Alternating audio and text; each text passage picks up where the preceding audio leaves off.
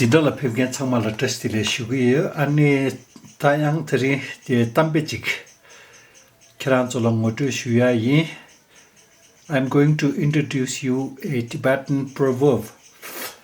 First of all, we will concentrate on how to read Tibetan.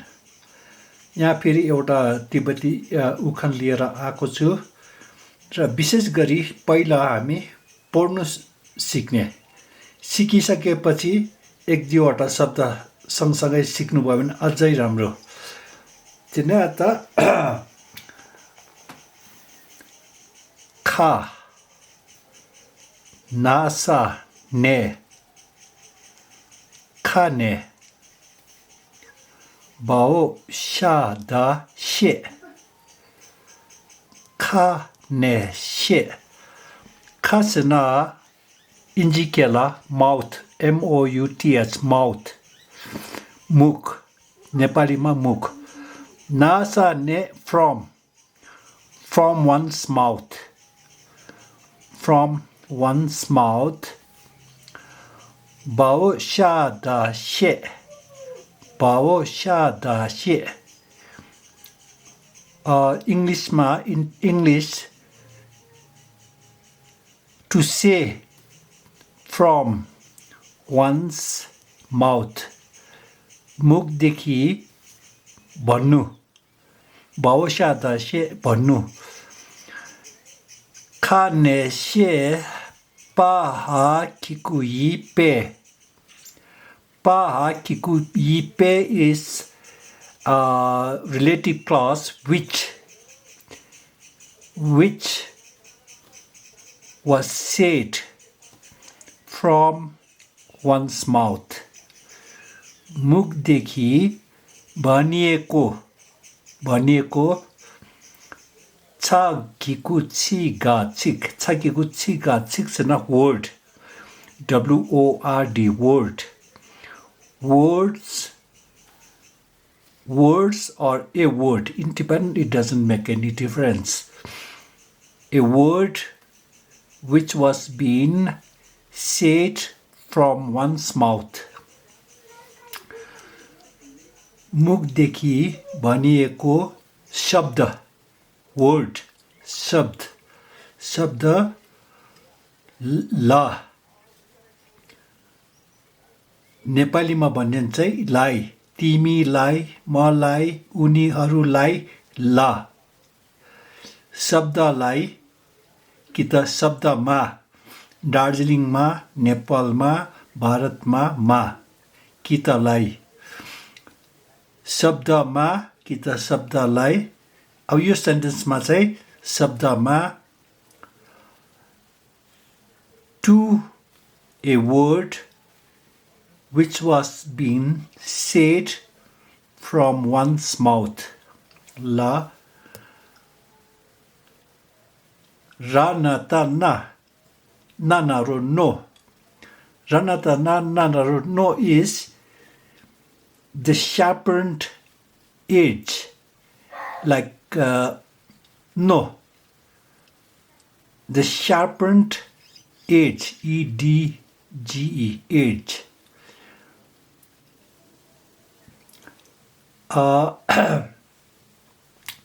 Ranata na nanaro no तीखो जस्तै धनुषकारको तीर जस्तै तीखो sharp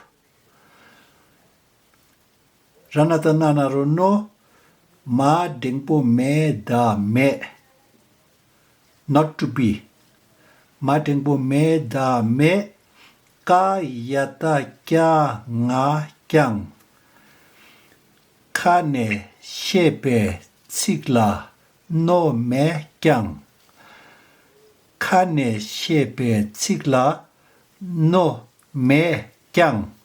So here is a first person auxiliary.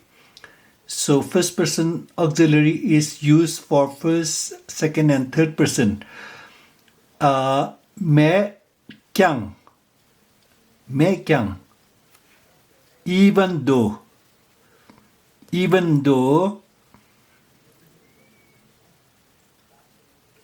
to a word which was being said from one's mouth is not as sharp as an arrow, sharp as an arrow.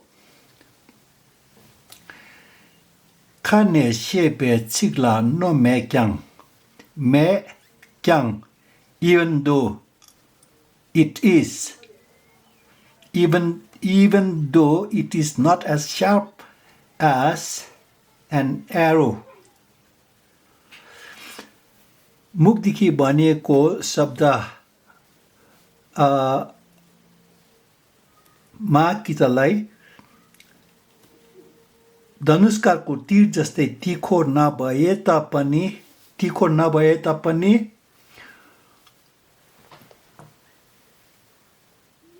गावो शा ना Shane. Shen is Shendak, coming from the full form is Shendak. Shendak is others.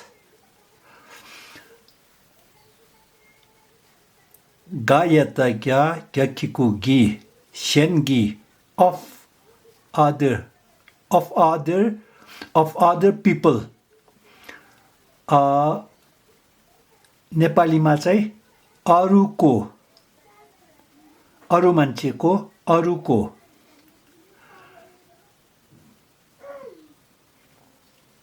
मुखदेखि भनेको त्यो शब्द धनुषकारको तीर जस्तै तीखो नभए तापनि अर्काको सा न्याता न्या खिकु नि nga ning heartbeat HEART heart.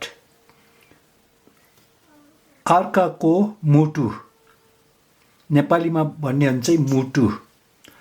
अर्काको मुटु ला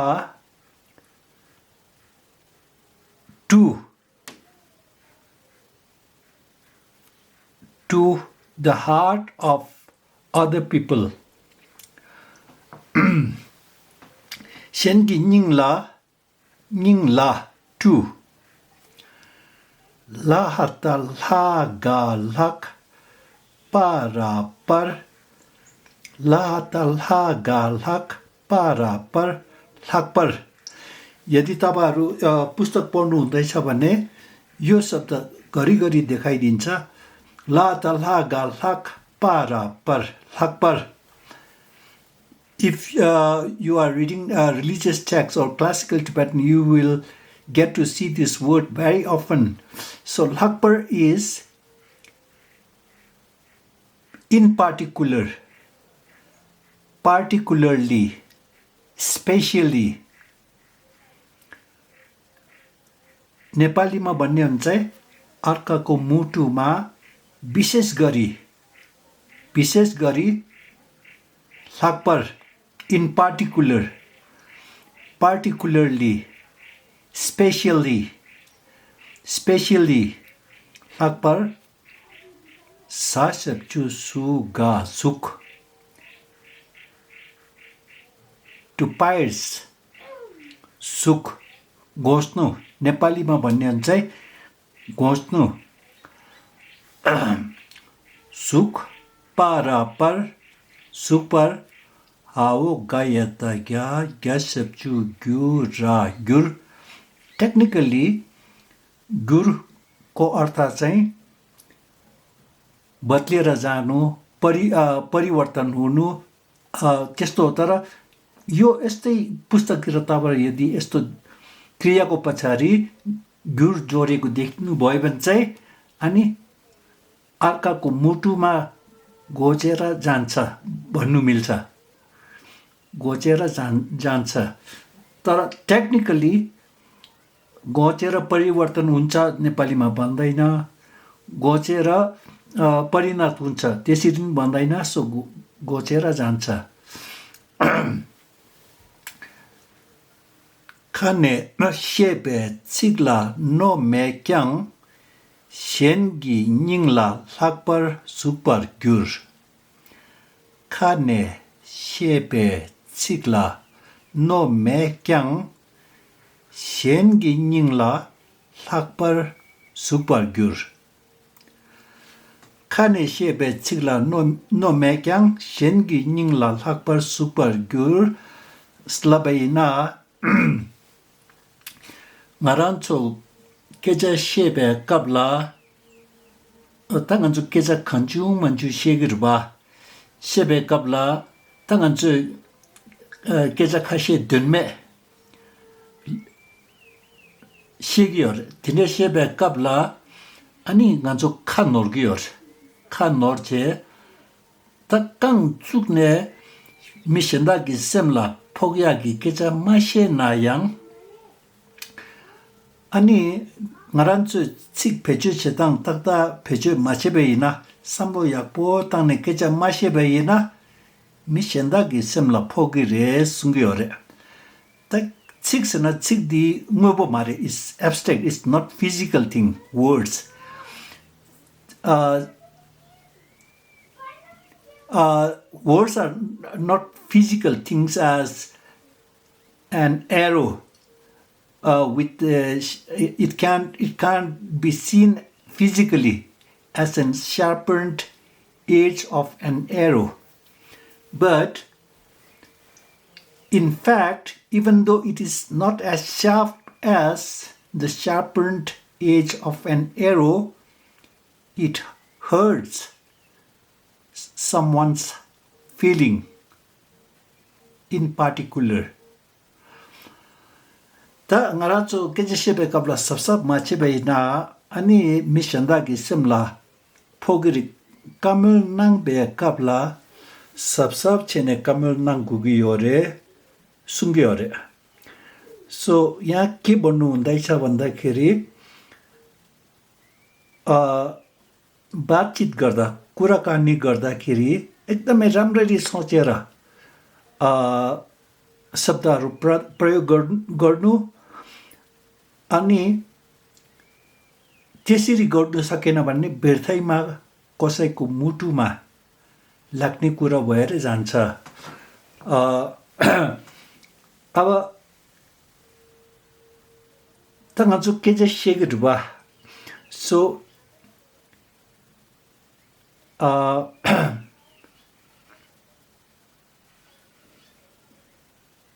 if you are not careful with the words you say, it will hurt feeling of others. And when we speak,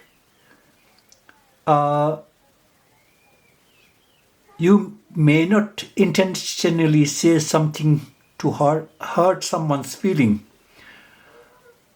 But then when the word is said, the listener interprets his own way. So he will understand what he wants to understand. So this is to say that be careful when you are speaking with someone. And even though you have been careful in choosing the correct words, but then the listener interprets the way he or she wants to. So, and then there will be misunderstanding.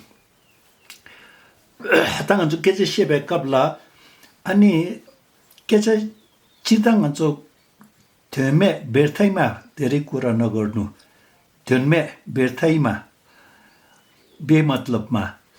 Ta tönme keje mangbo shegyo mare keje sheba yena sabsab chigugiyo re sabsab mache na mishendagi simla pogi re sungiyor ta ani ngaransu sabsab chene keje shena yang pagi nyenken yorba the listener Nyankin gi kowa kare lingire. How will they interpret? Kowa kandes lingire. Koransu nyankin gi doba yoba shisung koransu kowa lingi yore. Tindes cheche gonor tep ani tindes cheche ani nyokta yungi yore sungmare. अनि बोल्दाखेरि एकदमै होसियारीसित बोल्नु शब्द भन्ने चाहिँ धनुषकारको तीर जस्तै तीको नभए तापनि अर्काको मुटुमा गँच्छ र अब तपाईँले एकदमै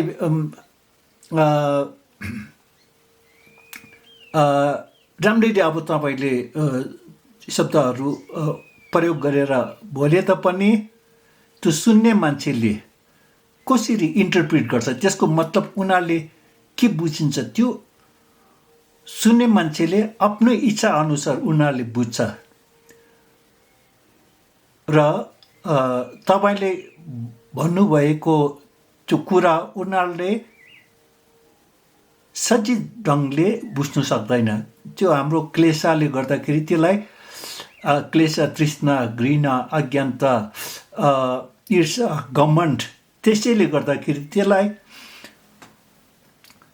मिसइन्टरप्रिट गर्छ र उसले अर्कै कुरा बुझ्छ सुन्ने मान्छेले अर्कै कुरा बुझ्छ र बोल्दाखेरि एकदमै होसियारीसित बोल्नुपर्छ त्यस्तो केही अब बोल्नुमा सिपालु छैन भने एकदमै कम्ती बोलेको राम्रो हो भनेको चाहिँ यसको अर्थ हो सो इङ्ग्लिसमा भन्ने हो भने चाहिँ अब फेरि अङ्ग्रेजी सिक्ने हो भने even though a word is not as sharp as यहाँ जोड्नु पर्ने even though a word is not as sharp as an arrow it pierces one's heart अनि सो बोल्नुमा सिपालु हुनुपर्छ एकदमै अब पशु र मान्छेको भिन्नता के छ भन्दाखेरि हामी बोल्नु सक्छौँ बोल्दाखेरि पनि होसियारीपूर्वक बोल्नुपर्छ त्यसरी बोल्नु भएन भने सुन्ने मान्छेले उल्टा बुझ्छ भन्ने उखान चाहिँ मैले आज इन्ट्रोड्युस गरेँ विशेष गरी तपाईँले पढ्नु सिक्नुहोस् सँगसँगै यो उखानहरू सिकिराख्नुहोस् तपाईँले यो ठिक हो जस्तो लागि नै आफ्नो बोलीमा अलिकति परिवर्तन ल्याउनुहोस् कि त अलिकति कम्ती बोल्नुहोस्